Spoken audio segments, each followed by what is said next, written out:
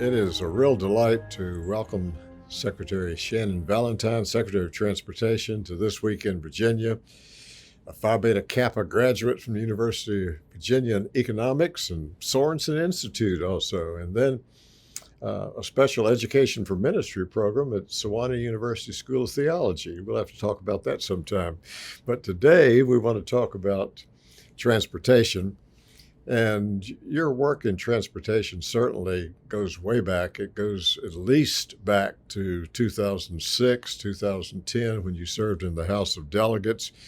Among your many committees were the Transportation Committee, and you led a bipartisan effort to invest in inner-city passenger rail service, which was really a first in Virginia. You then served on the Commonwealth Transportation Board, and then were appointed by the Governor Northam, as Secretary of Transportation, overseeing a $6 billion multimodal transportation system with more than 10,000 employees.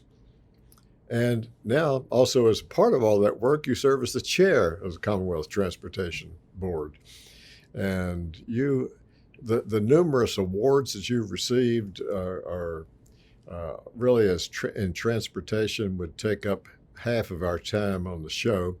So they're on the web. They're available, and people can see all the many groups that have recognized your efforts in that.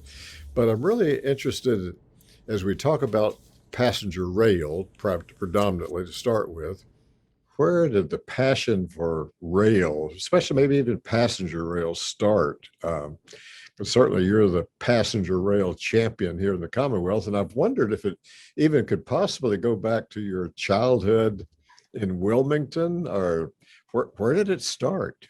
I have to say, Mr. Bailey, first of all, it is such a pleasure to be with you. I feel as though we have been working together, kind of traveling the same path for a very long time. So it is such a pleasure to be here. I'm happy to be here with Angel as well. And may I say, I have never been asked that question, which is so interesting. I really think of myself as a multimodal person. I think of myself as trying to integrate all of our transportation modes. But my passion may actually go back to living in Wilmington, Delaware, actually down the street from where the Bidens grew up, the boys grew up. My brother was very good friends with Bo Biden. And in Wilmington, being in the Northeast Quarter, it was very natural to take the train, whether it was to Washington or New York or Boston. It was a very normal way to travel. And when Mike and I, my husband, moved to Lynchburg, Virginia, we did not have a vibrant rail station. We had a long distance Amtrak train come through. But it was really when I made the decision to run for the House of Delegates, which is a whole nother story unto itself. There was a special election, and a patriarch in Lynchburg, Virginia, named Elliot Schul asked me if I would run. I immediately said no. And saying no to Elliot Schul is what this looks like, by the way. But it was during that period where the Chamber of Commerce in Lynchburg, Virginia, was part of an effort to launch the Trans-Dominion Express, which some of your viewers may remember, but it really was looking at an east-west corridor beginning in Bristol, Virginia, going over to Richmond. And that was my first step into looking at passenger rail. When I was in the General Assembly, I actually carried the TDX, Trans-Dominion Express Authority, with Senator John Edwards out of Roanoke. That authority, it was very funny. We would get it out of committee and full committee, and on the third reading in the House of Delegates, it would be sent to appropriations. So we decided to take a different route, and it was in 2008, there was a study being led by Amtrak. And Amtrak identified the route between Lynchburg, Virginia, and Washington as the most underserved in the Commonwealth. And with that information, I asked Delegate David Toscano out of Charlottesville to join me in a meeting. And I had Delegate Bill Franlin from Roanoke, Delegate Ed Scott from Culpeper, and Delegate Bell from Albemarle to join me. So it was a bipartisan effort. They signed onto a letter, and Delegate Toscano and I met with Governor Kane and then former Secretary Pierce Homer to make the case for launching a pilot that was anchored in Lynchburg, Virginia, that would go up to Washington. It was a 3-year pilot, $17.5 million. It actually covered a pilot to also begin in Richmond up to Washington in the Northeast Corridor. And so it was that approval through Governor Kane and Secretary Homer, $17.5 million, that the first Virginia-supported Amtrak train was launched October 1st, 2009. It was my wedding anniversary. I laugh because that's how my husband and I celebrate. And that was really the start of looking at passenger rail service. And that little train, I had to get 51,000 riders. And Mr. Bailey, I will tell you that 51,000 riders seemed nearly impossible. And I remember a reporter asking me, what are you going to do if you don't get the ridership? 51,000 riders. And I just remember thinking, oh no, we're just launching the train. And it turned out that first year, 126,000 riders on that little train. And it has continuously been one of the most profitable routes in the United States. And of course, now we share it with Roanoke. We had the announcement, now we're going to be sharing that little train over to the New River Valley. We're going to be adding a second train next year to begin in Roanoke up to Washington and the Northeast Corridor. And that train will also be extended over to the New River Valley in 2025. So we are putting in place a statewide passenger rail effort, but it started with a 17.5 million pilot 12 years ago. And on March 30th of this year, we announced a $3.7 billion Transforming Rail in Virginia initiative. So a tremendous amount has happened in 12 years. Oh, it certainly has. And what a great recounting of that history, too. Now, very recently, there's been some big news about agreements reached with CSX and Norfolk Southern, and I think separate transactions. But yes, tell our viewers a little bit about what do they accomplish for the Commonwealth. Well, that is the basic framework of our statewide plan. We call it Transforming Rail in Virginia. It is a multilateral agreement, very unique. It has CSX, a freight railroad, Amtrak passenger rail, the Virginia Rail Express, a commuter rail, and the Commonwealth of Virginia all coming together to improve and expand rail operations in the Commonwealth and actually beyond. This agreement actually puts in place the opportunity to improve all three, freight, passenger, and commuter, to put Virginia on a path towards separating passenger and freight. We'll be doing that with this particular project, first from Alexandria North, and then from basically Spotsylvania North. But the ultimate plan is between Richmond and Washington, D.C. to have to separate passenger and freight operations. And that is the path we are now on, working towards, and creating a critical link in our national rail network by connecting the Northeast Corridor with the Southeast Corridor. Today, there is one 2-track bridge that's owned by CSX that all trains cross. Nearly 80 trains a day, they all go over a 2-track bridge.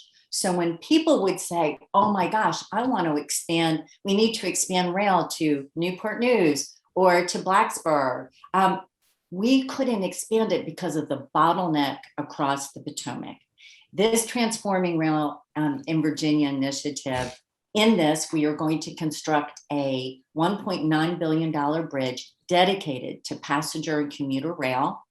We are going to be investing about $1 billion in infrastructure so the corridor will work, whether we're completely separated or until we get to that point with signs to create reliability along the corridor. The result will be about hourly service between Richmond and Washington, enhanced service over to Newport News and Norfolk. We purchased the S line. It's abandoned right now, but it goes down into North Carolina, Ridgeway, North Carolina. And we're preserving an east-west corridor between Doswell and Clifton Fort. So it's creating a framework for us. We're opening the capacity for both freight, passenger, and commuter rail across the Potomac. With that, Mr. Bailey, we were able to announce the Western Rail Initiative over to the New River Valley.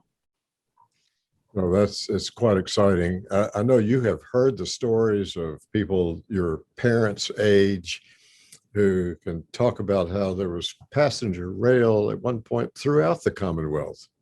And then it went away, and it's so great to see it coming back.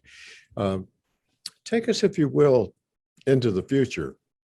2030, 2035, 2040.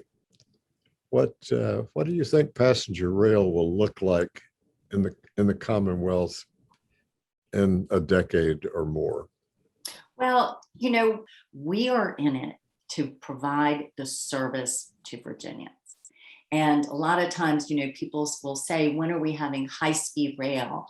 We are working, when we're able to separate and develop the system, we will be able to deliver higher speeds. But what we're really working on and what people tell us that we need to do is provide reliable service. And so that is what we are going to be building on. And of course, with innovation and technology, much of this can be accelerated. And I think the future is very exciting. Once you have the infrastructure, the right-of-way in place, and the capacity, it allows you to really focus on bringing riders in, and doing more than just providing a ride. It's a new way to travel. The governor laid out for us, I think, a pretty simple strategy. We want to move the most people and goods as possible across all modes of transportation with equity, with access, and with environmental sustainability in mind. And so rail is such a fundamental piece of that. And it's very exciting to get this foundation in place.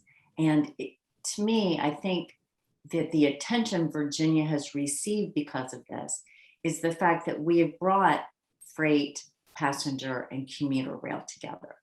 Virginia really sees itself, we see ourselves as creating an opportunity for this to happen. And we tried to do it in a way that was a win-win-win. And so anyway, executing and delivering, Yes. That's what we need to do. I'm glad you mentioned Congress, because I wanted to ask you kind of a two-pronged question that relates to money, and that is maybe some federal money that would flow into the Commonwealth, and maybe some budget surplus money that would be available in 2022. When you look at those two possible sources of funds, do you see any way that some of the projects that you're working on, whether they be passenger rail, freight rail, or other transportation projects, where the timeline could be moved up some because of funds being available? Yes, in fact, within our contracts, if we're able to access additional funds, just reinvesting these into the funds into projects so that we can accelerate phases 1 and 2 and then expand to phases 3 and 4. So yes, we are very hopeful. I had the opportunity to speak before House Transportation and Infrastructure, and Chairman DeFazio asked he asked really two really important questions. How did we get here? How did we get to rail? But he also, what can Congress do? And we in rail cannot apply for the same kinds of discretionary grants, long-term sustainable grants like highways and transit can. And if we could do that, I do believe it would accelerate rail opportunities, not just in Virginia, but across the country. It would create some predictability in rail funding for states to take on larger projects or a series of projects where we can really make a difference in rail. And so those were our recommendations to Congress, to set some money aside where states could, even if we're competing, give us the chance to access those funds. Having a federal partner, I believe, would really stabilize rail initiatives if we were able to do it. And my second recommendation is, right now, freight, passenger, and commuter rail compete. We compete for funding. We don't fit into one category, but imagine if there was funding that actually rewarded the collaboration of everybody coming together. So those were my, major recommendations to Congress in looking forward. But I do think, for those watching, when I am asked, and it certainly was a question that I received, why? How did we get here? Why is Virginia doing this? And it's very practical why we're doing it.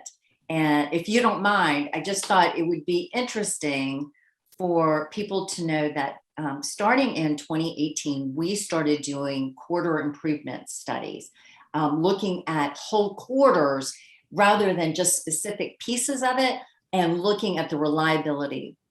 And I-81 was the first quarter. And so we identified $4 billion worth of needs. We prioritized $2.2 billion. In a miracle, between the end of session and the reconvened, we identified funding.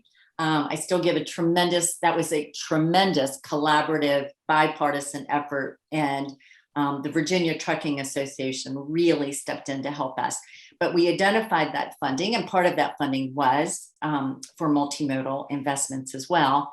We took that guideway, that study, and we applied it to 95, and we're now on 64. During the 95 study, and this will come as no surprise to anybody watching this program, is one of the most congested in the country, and particularly Fredericksburg North. And so, of course, we're doing the study. We're looking at the options of trying to improve the congestion. And what we found in the study was to add one lane of road between Fredericksburg and 495, basically 52 miles, one lane in each direction, cost $12.5 billion.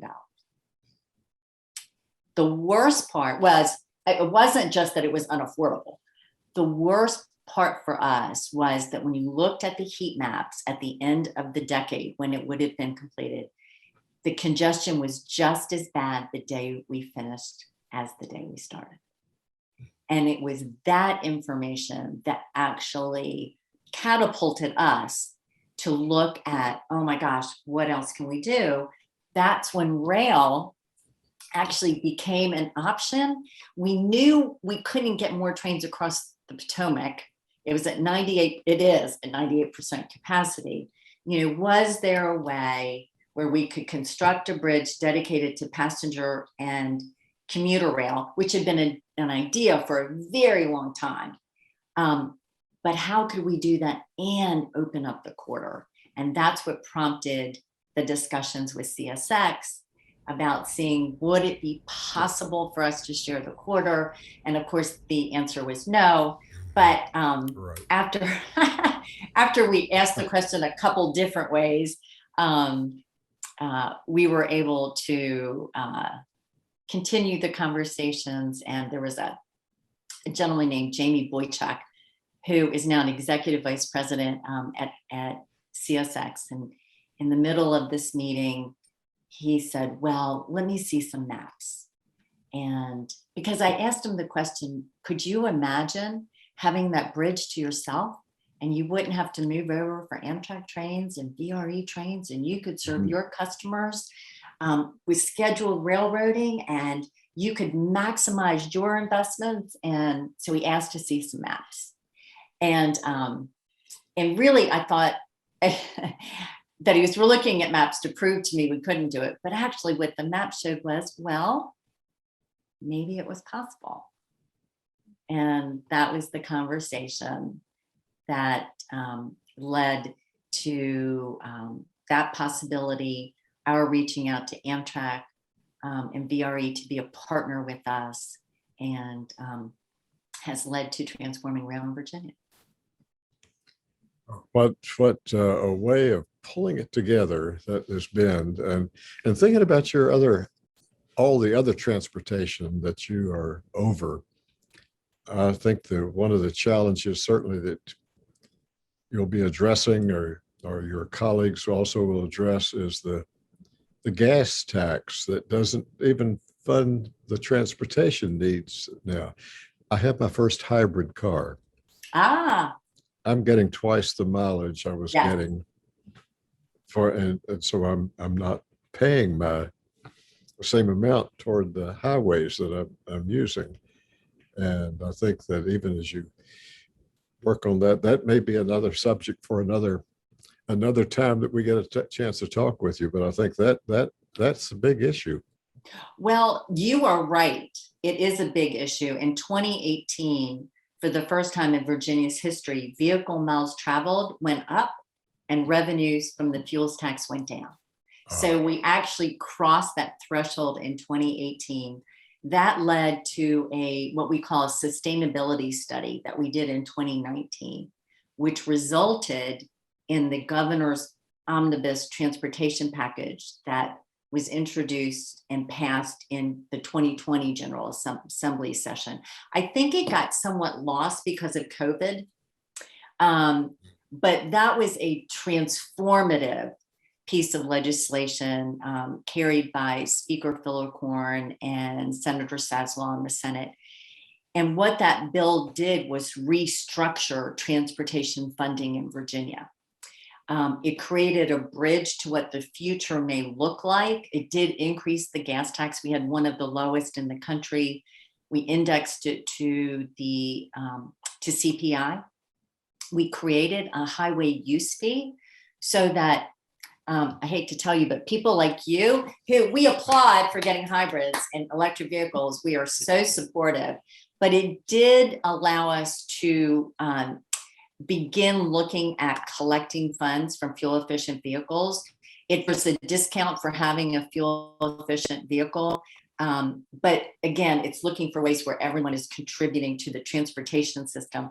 And DMV right now is finalizing a mileage-based user fee program where that would be voluntary. Unlike the federal government, Virginia can't say, well, we'll just go into debt. We'll just borrow the money to do this. We actually have to fund it. So this bridge that we put in place, I believe, is very important. I don't know how long it's going to last before there is another funding source, but I believe Virginia is going to be positioned to deploy whatever is necessary. And that's what we were trying to do with this bridge in the bill. And it created the Commonwealth Transportation Fund. So all revenues are deposited into one fund, and all modes of transportation are funded based on percentages, which stabilizes every mode of transportation. So the omnibus bill was a financial commitment on the part of the Commonwealth to a multimodal transportation system. No longer are some modes funded with a fuels tax or diesel road tax, and others funded with bonds that expire or an act of Congress. We stabilized all funding. We all rise and fall together, and it makes all modes an integral part of our network. That might be the best thing we ever did. It certainly will be far-reaching. It will. Angel, I know you had some questions, and before our time expires with the secretary, what is it almost over? For the younger audience that's watching and has been listening to you speak so highly over the rail system, how can high school students and other young adults get experience and get into Virginia's transportation?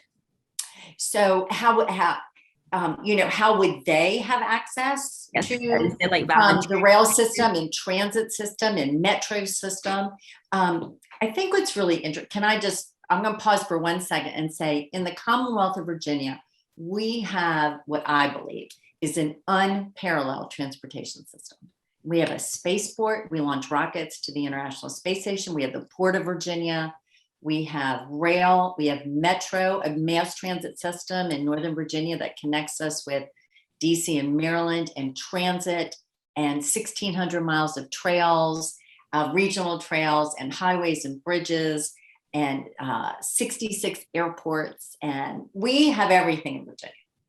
So one of our, how we're really thinking these days is, how do we create a transportation system that gives people a reason not to drive their cars?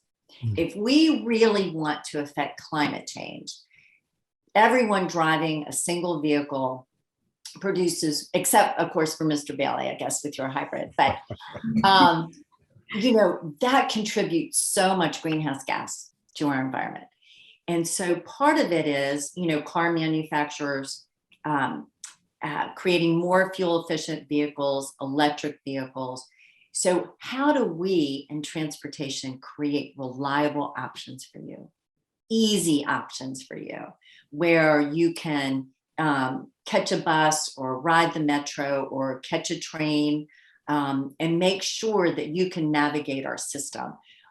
So we are working to do that, to create an integrated system that is reliable and meets the demands of young people. I think young people are really leading the way on performance, because you all really are driving this process for dependability, right? You want it now. You want to be on time. You want it. So you're really helping us focus on this. So I would say that wherever someone lives, we want to be able to provide reliable transportation options. And we're working very hard to try to do that within our inner cities, with walking and biking and transit and micro transit. And we're trying to do it in connecting our rural communities to centers of commerce and education and jobs. And so we're working very hard to integrate that system and to respond to the demands that you have. And right now, our highest ridership in recent months have been around the 20-year-olds. I think you all are very open to public transportation if it works. Am I right? Yeah. No one wants to drive. No one wants to sit in traffic. And because you would know this, that nobody would ever be on their phone driving, right? And so other public transportation gives you a chance to talk on the phone, send text, do work, read a book, eat, sleep. So it's a different way to live. And that's what we're really trying to create, and increasing the access so all Virginians have that opportunity, and doing it in a way that saves our planet. Thank you. Secretary Valentine, we thank you so much for the chance, the opportunity to talk with you.